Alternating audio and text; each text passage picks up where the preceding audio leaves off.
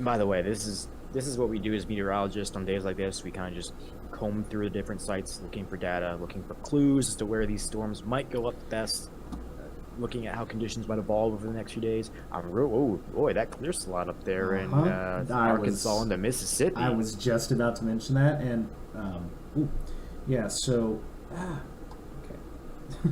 I really hate that feature that it just automatically starts. Yeah. So it looks like we got some baby mild sort of convection. Like you said, we have plenty of daytime heating left over, so we'll see. Say, despite the lack of shear, those tops look sheared. They look to a pretty degree good already. I'm sure, find It looks like they're getting ejected pretty well off to the northeast ahead of the storm.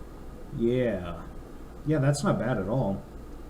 So, Surprised. For reference, there might just need to be more low-level shear then.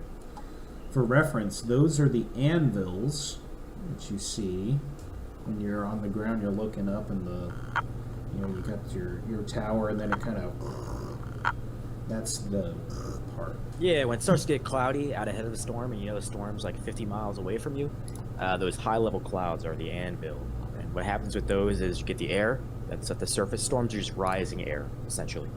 You get that air rising, and it creates the clouds, and that air keeps rising until it can't rise anymore, because the temperature actually aloft, believe it or not, actually increases after we get past what's called stratosphere. Yes. Which all of our weather. Go for it. Sorry, I got sidetracked. No, you can keep going. I gotta pull it up anyway. Yeah, most of our weather, actually all of our weather, happens within the lowest few kilometers of the atmosphere, which is called the troposphere.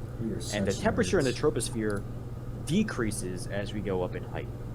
Pretty regularly it'll decrease until you hit what's called the tropopause. This is where the troposphere becomes the stratosphere. And actually at this point, the ambient temperature increases through the stratosphere, which once the air gets warmer than the air that's rising, they can't rise anymore, right? Because you've heard the old adage, warm air rises, cold air sinks. So the air can't go anywhere. It keeps hitting up against it essentially acts like a lid, and it fans out, and it tends to get blown in the direction of the winds there. There are a few cases with very severe thunderstorms you can poke into the stratosphere, and things like that happen quite regularly, actually. And even though the temperature is technically increasing in the stratosphere, because there's less air molecules up there, it's still going to feel colder. It's not going to be like a balmy 85 degrees up there. That's not what I'm saying.